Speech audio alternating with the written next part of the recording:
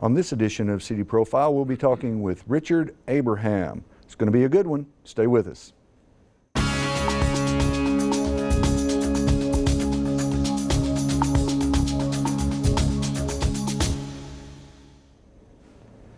Hello and welcome to City Profile. I'm Tom Butler, and today on the show we have someone who's been here several times before because you are the elder statesman of the City Commission.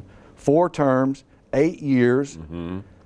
Did you ever think that would happen the first time that you decided you were going to run? No, man. I decided to run because I was ticked off, and I ran and I won, and I'm like, whoa, okay. So now what? So I had to learn. The rules and how City Hall worked, and it was terribly frustrating at first time because when you're on the outside looking in, and you're coming downtown and you're at the mic and addressing the city council, you want things to happen now. You know, this issue is on my front porch now, and I need it fixed. My drainage ditch is not draining, and it's flooding my yard, and I need it. And so what you find out once you get elected, the process sometimes takes a minute. And so that was somewhat frustrating. And I think some of our newer members on the council are experiencing that it takes a minute. It doesn't flow as quickly or smoothly as you envision as a candidate for the first time. So it takes some adjusting. What else did you learn during that first term that you think is valuable for your new commissioners? Well, I used the city clerk. At the time, Lanita Smith was the city clerk, and Tammy Sanderson, who's the clerk now, was her assistant. And Lanita had been there over 20 years, and I needed to know what the rules were for a commissioner, collectively and individually. And the clerk is a gatekeeper to the commission. She makes sure that everything is legal, no matter whether it comes from if it comes from the city manager. When it gets to her desk, she does her due diligence and look at it to make sure it's in line. I wanted to know if I wanted to introduce legislation, could I do that as a commissioner? And she said, yeah, you don't have to have a majority vote for you to bring a piece of to create an ordinance or write an ordinance. And then, of course, I needed to know what collectively what we could do. All of those things were just learning the framework of city government as an elected official. And she was a tremendous help to me. And when I spoke with, I remember a conversation I had with Commissioner Rhodes shortly after the election, and I encouraged him to utilize that office because it's a great asset. So you go through, you begin the learning process. You said you ran because you were upset. Yeah, I was really ticked off. Yeah, pretty much. And so you wanted to get in there and change things. Change it, yeah. And so, because I figured, look, I can do. Look, the issue. I never forget what the issue was. The issue was there was a group coming and wanted to open an emergency shelter over on Bernheim in Paducah, and wasn't asking any funds, any money from the city. They were just making us aware of what they were doing. The particular building that they were looking at had already been zoned or set up for multi-dwellings. Back in the 50s, I think there were nurses students that stayed there, so it was set up. You didn't have to change any zoning. And we had the mayor at the time said that he didn't think that was a good idea. More specifically, he said that we didn't need those type of kids, those kind of kids in that neighborhood. And I'm sitting there watching it, And at the time now, I was director of VIP street ministry. So these very kids that this potential shelter would house were the kids we were seeing, and they were already here. They just didn't have a place to go running away from abusive situations. And but more importantly than what the mayor said, what he said, I didn't see any other commissioner ask the question, well, if this doesn't happen, where are they going to go? And I kept waiting for someone to stand up and answer that question, and nobody answered the question. I was like, that's it. I'm paying my $50. I'm going to go down and get my couple of names on the petition or on the register, and I'm going to run. And that's what I did, and I won. And I was like, okay, let's do it. Let's build that thing right now. Well, it was a little bit different than that. But that's why I didn't plan on running. I didn't sit down years prior to that and decide I was going to be in city government. That wasn't, I didn't see that, I really didn't see that coming. And so you go through your first term, and at the end of that, what happened? Well, I'm so competitive, I can't help it. I always expect to win, even, I just do. And we were at Damon's at the time. This was at the end of my first term back in 2000. And Damon's at the time was the spot. I mean, if you remember back, you could go there and watch Monday Night Football, and they had the little computer at the table where you can call plays and all that. It was great.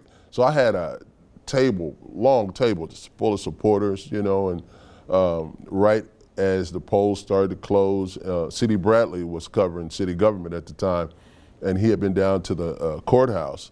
So he was getting real-time results, and we were kind of getting them delayed on the news. So he walks in, and prior to him walking in, I was ahead. I was going to be in there. And so he walks in, and I said, CD, I said, how's it going, man? He goes, great. Unfortunately, not for you. I was like, what are you talking about? He said, you didn't make it. You see his mouth move, and you, what? You didn't make it. So I'm like, okay. So everybody at my table, everything was all quiet. Everybody was looking at CD and looking at me. And I look down this table, and I'm thinking, these people want to leave. They want to go. Y'all just get the hell on. Go. You know you want to leave anyway. Go. And so ever since then, I'm at my mom's house when the media calls, I need a number to reach you after the election. Okay. I don't give them my number. I'll call you. I'll call you after that, and I'm at my mom's house. And like I said before, win or lose, she's gonna love me anyway. So I need some real love, man. Congratulations, son. Or that's all right, baby. That's all right. Mama still loves you, right? So, yeah, that was funny. Looking back on it, it was funny. And then you took a shot at running for mayor. Yeah, that was interesting too, because there was a candidate that was going to run, and he filed his papers, I think, and no, he was going to file, and then he decided he wasn't going to run. So Mayor Paxson was going to go in just uncontested. We can't let that happen. I mean, are you serious? I mean, you're just going to walk in and no one's going to challenge you? So being myself, I was like, no. So filed my papers, and that was, he pretty much whipped me pretty good. Are you glad you did that? Oh yeah, I'd do it again. I will always run locally. I will always win or lose. You win some, you lose some. But my thought process is this: how important is the message? You're gonna get ticked off and get mad because you run and lose, or okay, that happens. So I live in a community, and if I live in a community where 5 people make policy, I want to be one of the 5. That's been my line of thinking from the beginning. So yeah, I'll always, and I'm glad I ran for mayor. Yeah. And then, when did you run again for commissioner? What year? '08. And that was interesting too because Buzz Smith dropped out. He took a job out at USAC, and I was sitting there, and it was going to be a battle to win that because it's always harder to unseat an incumbent, especially one with then Commissioner Smith's record. I mean, he had been there, I don't know, 12, 13 years. And I'm sitting there watching TV, and his picture comes up, and he pulled out. He's going to USAC. Opportunity knocks. So I got in there, and I've been in there.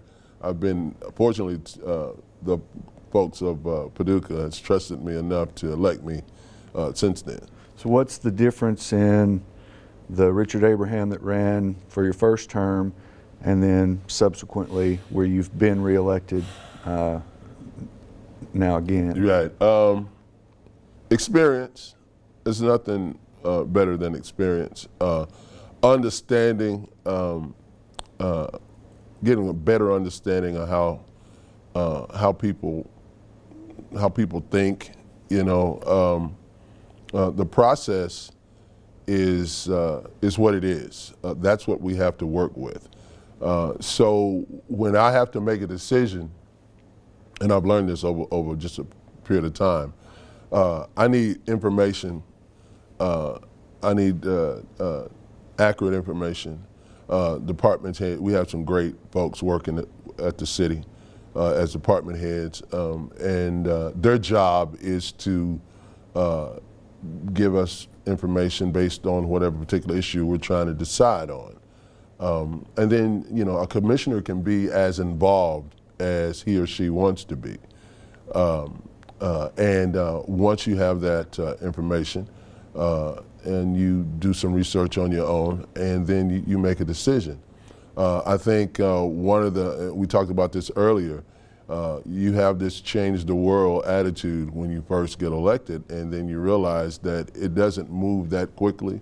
You can't do anything by yourself when it comes to voting. I mean, you can vote the way you want to vote, but it takes a majority to change things.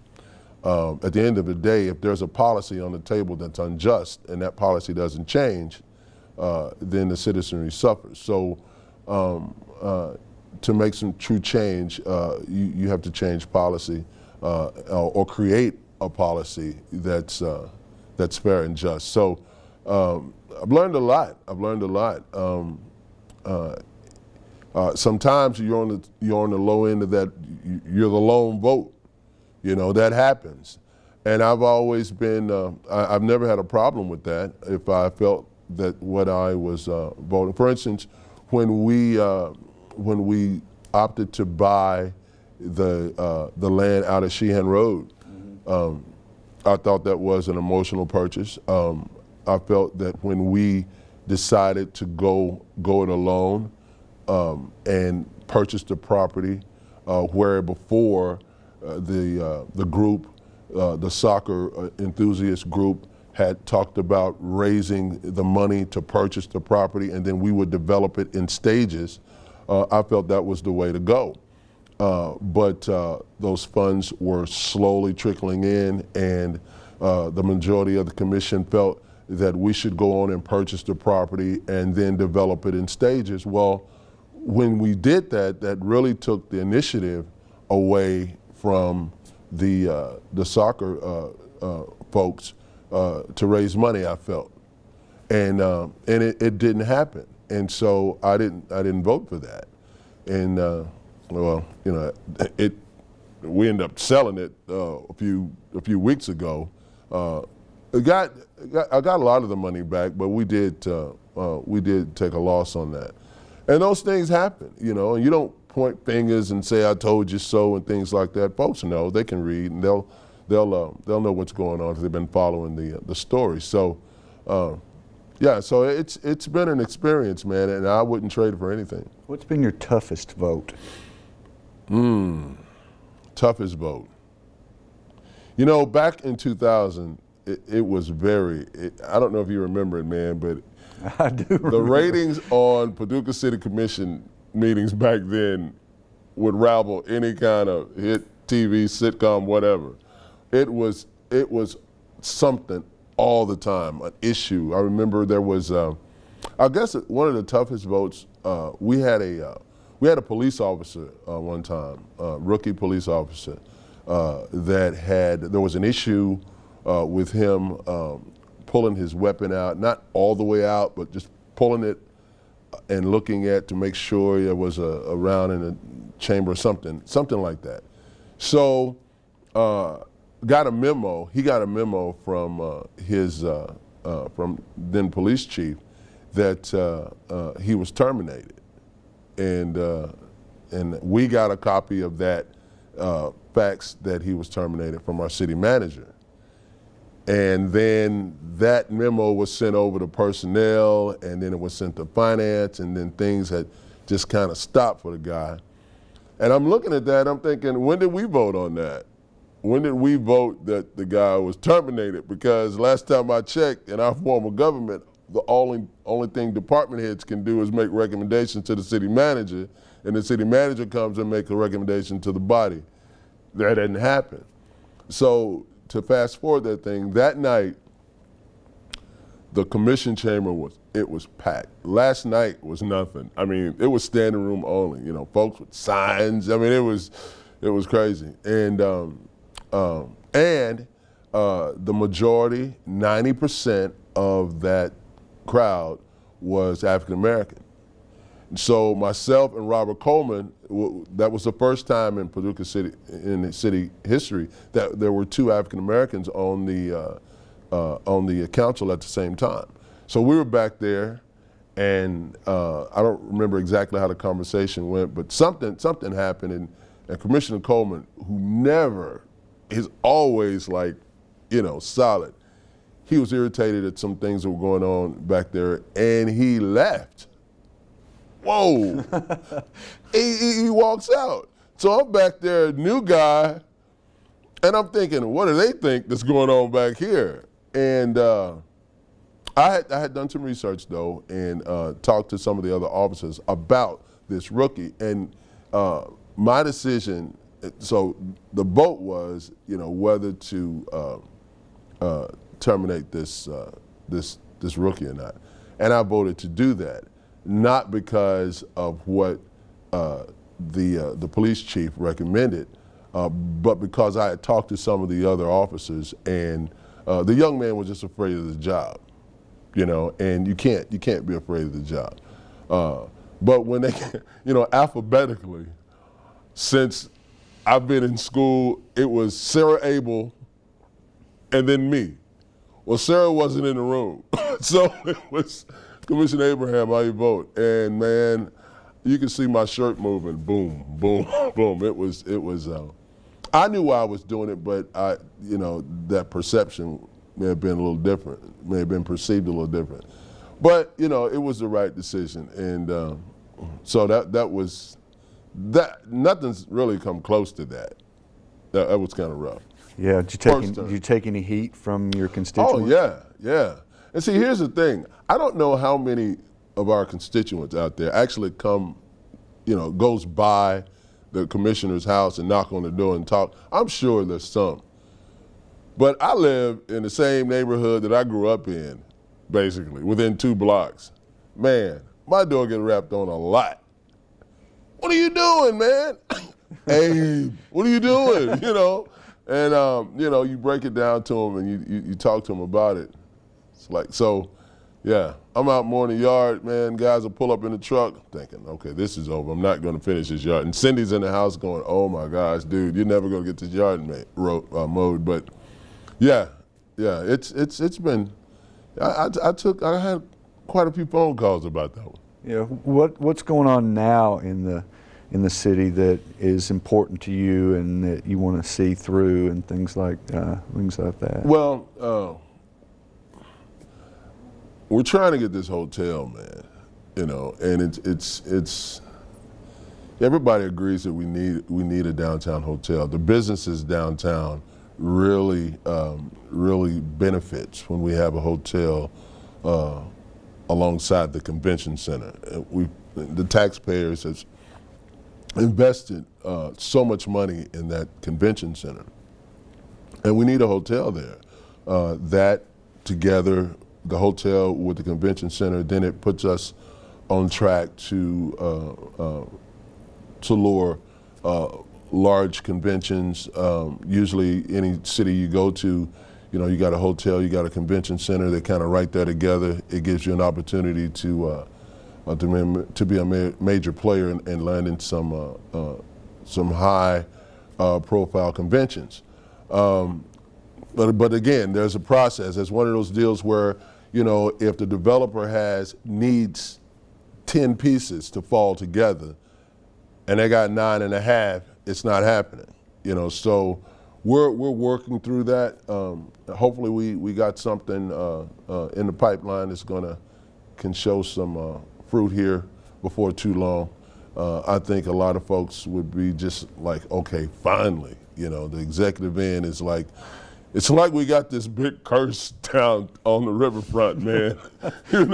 That I don't know. It's weird. It's weird. Are you optimistic? Yeah. Always optimistic. Disappointed when things doesn't happen, but always optimistic. And I think we'll work through this. The other issue at the time of this recording, well, there's been a couple with you.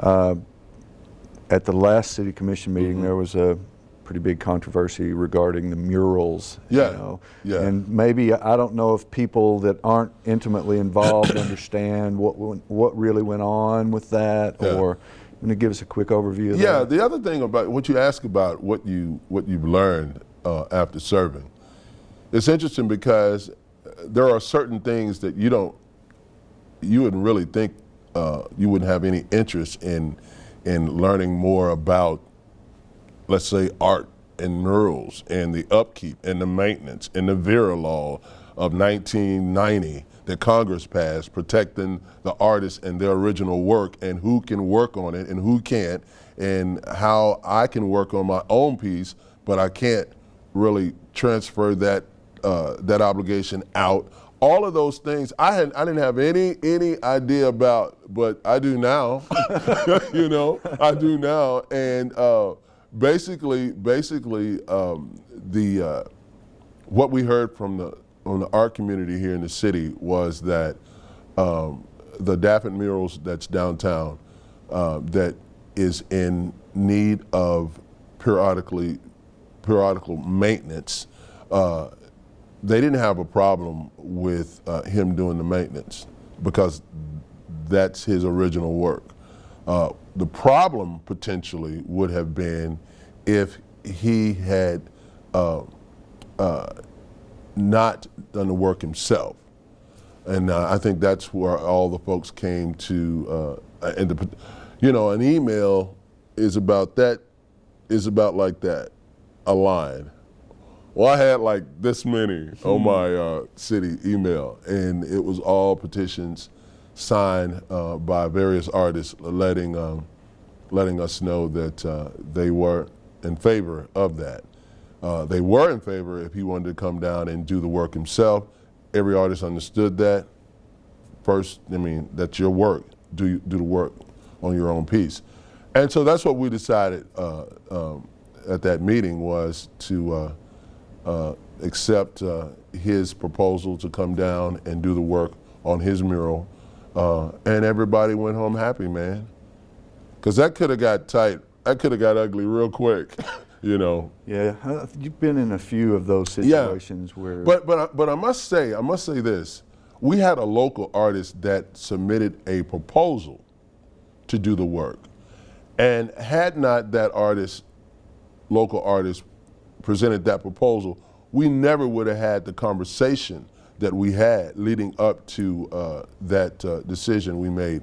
And out of that, a lot of artists found out some things that they didn't even know about the very VERA Act that was passed that gave them certain rights and certain protections. And conversation came from that about how we the murals itself on the front side? Well, you know, there's clean space on the back side. There's nothing. I mean, there's a lot of people that congregate on the riverfront, and there's nothing there but the Port of Paducah. That's the only thing that's painted on the back side. So maybe there will be an opportunity for some creative activity on the back side of the flood wall with some of our local artists. And we have an art school here.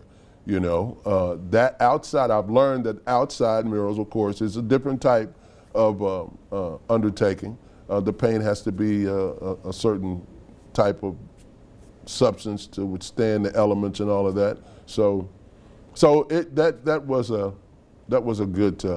a good educational experience for a lot of folks, Good. self included. Good. We have about 2 minutes left. Whoa. And I was thinking when you were talking about your experiences and especially during your first term with working with the kids, do you see yourself as a role model? Well, yeah, I do. I'm from here.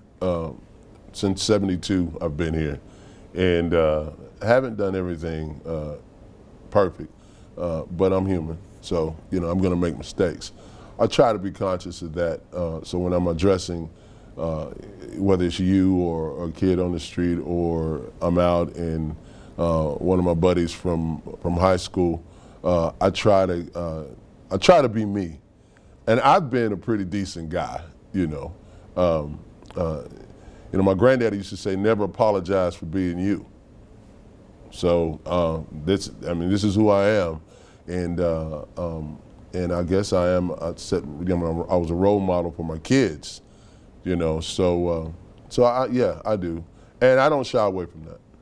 What do you? I know you work a lot. We got a minute left. What do you tell young guys you're working with? What advice do you give them? Prepare yourself for opportunities, because they're going to come. Sad thing, I tell kids all the time, the sad thing about is if you're 80 years old or more, you're laying on your deathbed and you look around, you look up and you look around, and it's not your family standing around your bed, it's your dreams. And they're asking you, "Why didn't you come get me, man?" You know, so prepare yourself for opportunities. Take advantage of those opportunities when they present themselves. But you got to be ready. You got to be ready to do that. Got to be ready. That's it. Good word. Thanks, man. Thank you for joining us, and thank you for joining us on City Profile. I'm Tom Butler. Join us again next time.